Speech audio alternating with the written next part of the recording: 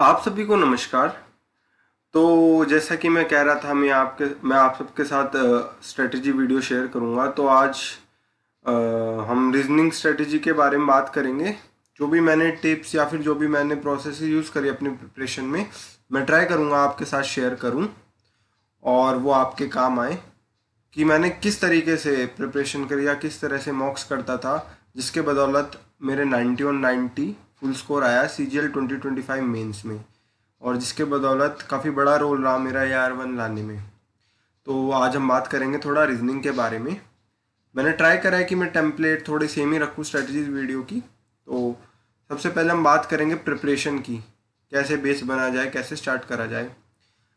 Teacher, book, ये select करना काफ़ी ज़रूरी रहता है। मैं अपना पर्सनल एक्सपीरियंस बोलूँ तो जैसे स्कूल में भी होता था, मेरे स्कूल में एप्टीट्यूड की, जनरल एप्टीट्यूड की क्लासेस भी हुआ करती थी वीक में एक दो बार।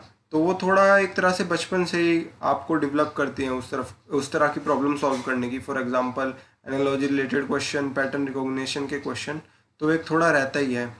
और बाकी और प्रिपरेशन की मदद से भी मैंने किसी टीचर को स्पेसिफिकली फॉलो नहीं करा था। हाँ, मुझे कोई कंसेप्ट नहीं समझ आ गया, फॉर एग्जांपल सीटिंग अरेंजमेंट में कोई प्रॉब्लम हो रही है मुझे, या फिर ब्लड रिलेशन का कोई क्वेश्चन हो गया, कैलेंडर रिलेटेड कुछ चीज़ होगी, वो मैं देखने के लिए बार बार देख लेता था यूट्यूब पे।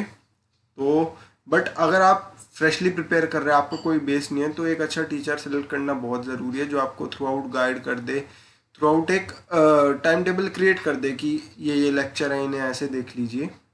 अब बात करें बुक्स की, तो बुक्स की आई थिंक कोई स्पेसिफिक बुक नहीं है, but PYQs are more than enough. In fact आगे हम मॉक की बात करेंगे तो वो भी मोर देन इनफ रहेंगे। बट अगर आपको लगता है प्रैक्टिस की काफ़ी ज़रूरत है, तो आप PYQ ज़रूर ले लीजिए एक। और रीजनिंग में खासकर जो बहुत ज़रूरी चीज़ रहती है, वो होती है प्रॉब्लम सॉल्विंग अप्रोच डेवलप करना। बहुत इंपॉर्टेंट है।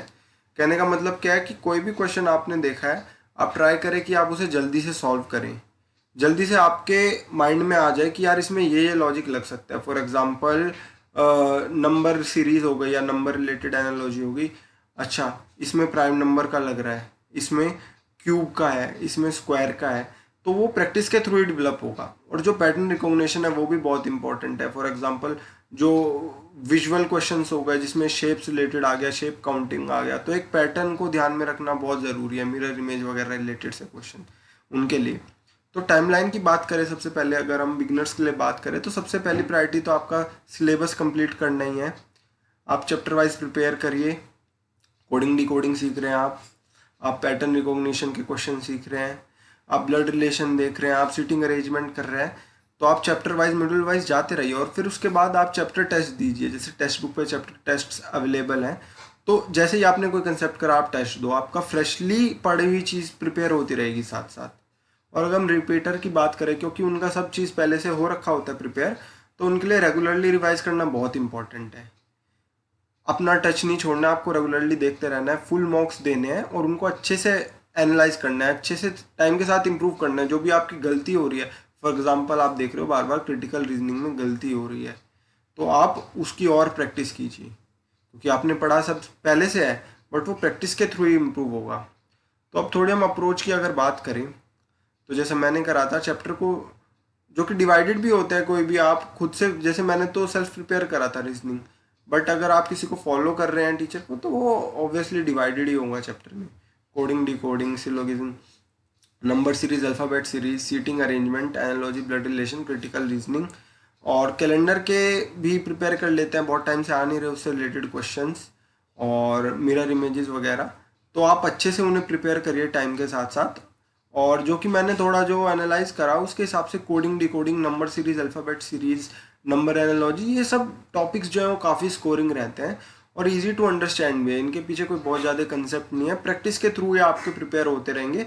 इन पे आप इनिशियली फोकस कीजिए। क्यों इनिशियली क्यों फोकस कीजिए? बिकॉज काफ़ी कंटेंट इनसे कवर हो जाता है। रीजनिंग सेक्शन में मार्क्स स्कोरिंग है, तो आपके मॉक्स में सही मार्क्स आएंगे, आप मोटिवेट भी होते रहेंगे।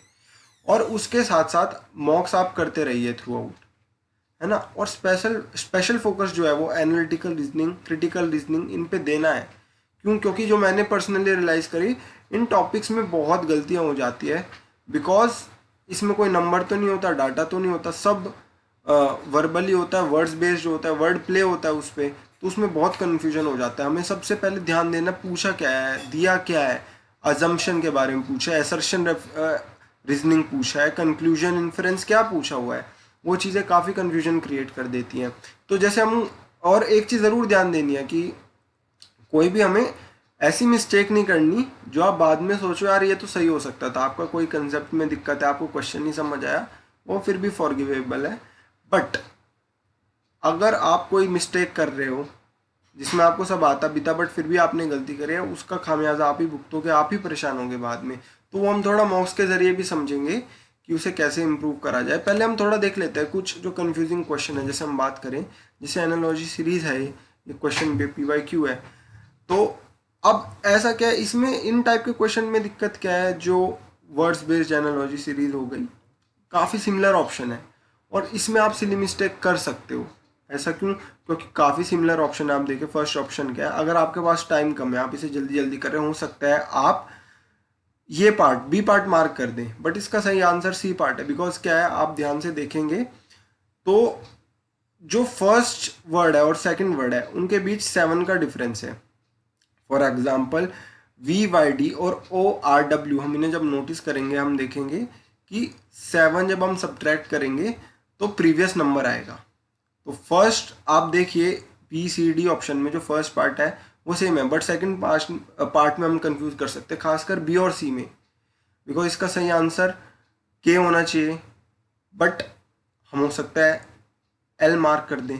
इसकी वजह से क्या होता है, सिली मिस्टेक के कारण आप 4 मार्क्स गवाओगे अपने। अगर हम बात करें इस क्वेश्चन में, जैसे hydro electricity is a cleaner and greener energy than other forms of power generation, और आर्गुमेंट्स क्या है, hydro electric plants almost have nil CO2 emission, hydro electric power plant submerge huge amounts under water thereby affecting local flora and fauna. तो इसमें हमें ध्यान क्या देना है, ये स्टेटमेंट क्या कह रही हैं और क्या ये हमारी जो प्रॉब्लम स्टेटमेंट है उसे एम्पावर कर रही है या वीकन कर रही है। अब ऑब्वियसली पता चल रहा है फर्स्ट उसे स्ट्रेंथन कर रही है, सेकंड उसे वीकन कर रही है। अभी इसमें क्या कर सकते हैं, इसमें भी हो सकता है सिली मिस्टेक हो जाए, हम फर्स्ट को सेकंड से कंफ्यूज करके गलत कर दें। तो ये चीज़ ध्यान देनी है। और ये कैसे होगा, ये अब हम मॉक के थ्रू थोड़ा समझेंगे कि जब से सेक्शनल टाइमिंग आई है हमें स्पीड और एक्यूरेसी बढ़ाना है और हमें कोशिश करना है हम 12 से 13 मिनट में सॉल्व कर दें, बाकी 2-3 मिनट यूज़ करें जो हम ये मिस्टेक ना करें, क्वेश्चंस रिविजिट करें, बाकी 2-3 मिनट इसलिए ज़रूरी है रखना।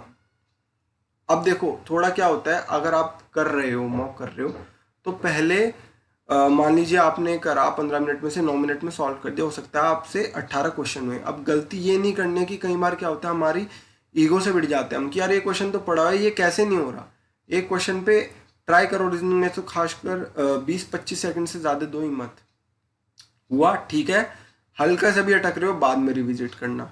मेरे साथ सिमिलर प्रॉब्लम हुई थी 2023 के मेंस में। मैथ्स के रीजनिंग के कुछ ऐसे क्वेश्चंस थे जो मुझे लगा था यार ये तो होने वाले, बट मेरे से हुए नहीं थे। मैंने उन पर टाइम लगाया और फिर वो रिजल्ट उस तरह से नहीं आया, मेरा नहीं निकला था एग्ज़ाम। बिकॉज वही बात है, हमें क्वेश्चन पे अटकना नहीं है, हमें फ्लो में जाना है। और सबसे ज़रूरी चीज़ क्या है, क्वेश्चन को ध्यान से पढ़ना है, फोकस करना है, पूछा क्या हुआ है। खासकर एनालॉजी क्वेश्चन में, क्रिटिकल रीजनिंग क्वेश्चन में, एनालॉजी क्वेश्चन में जैसे कि हो सकता है फॉर एग्जांपल क्वेश्चन है rat is to mammal, crocodile is to dash, तो वो रेप्टाइल है। Okay, that is a easy question. But for example question है रैट इज टू मैमल और हमने ब्लैंक छोड़ा और ऑप्शन में है क्रोकोडाइल इज टू रेप्टाइल और रेप्टाइल इज टू क्रोकोडाइल। तो हो सकता है टाइम की कमी से हम जल्दबाजी में रेप्टाइल इज टू क्रोकोडाइल पे राइट लगा दे, बट नहीं, सही क्या है कि पहले एनिमल का नाम है बाद में उसकी कैटेगरी है। तो इस तरह की जो सिली मिस्टेक है इनको अवॉइड करना ज़रूरी है। वो कैसे करेंगे हम, जब हम टाइम रखेंगे थोड़ा रिविजिट करने के लिए चीज़ों को।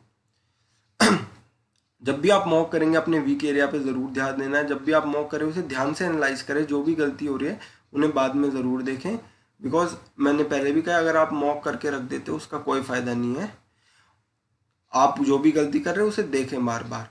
मान लीजिए कोई क्वेश्चन है, आपको उसका लॉजिक नहीं समझ आ रहा, आपने उसे रिविजिट करा, आपने तब भी गलती कर दी, तो जो ऐसे स्पेसिफिक क्वेश्चन जो आपको परेशान कर रहे हैं उनको एक जगह नोट करके ज़रूर रख लो। बिकॉज वो फिर बाद में क्या पता वैसा क्वेश्चन आ जाए, आप एक बार गो थ्रू करेंगे तो याद हो जाएगा।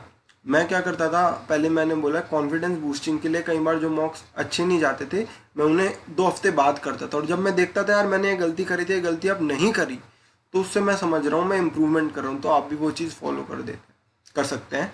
और जो मैं पहले भी कहा कि mocks are more than sufficient, आप पीवाई को ले रहे हो बहुत अच्छा, बट अगर आप खाली मॉक से भी प्रैक्टिस करेंगे तो वो भी मोर देन सफिशिएंट है रीजनिंग के लिए।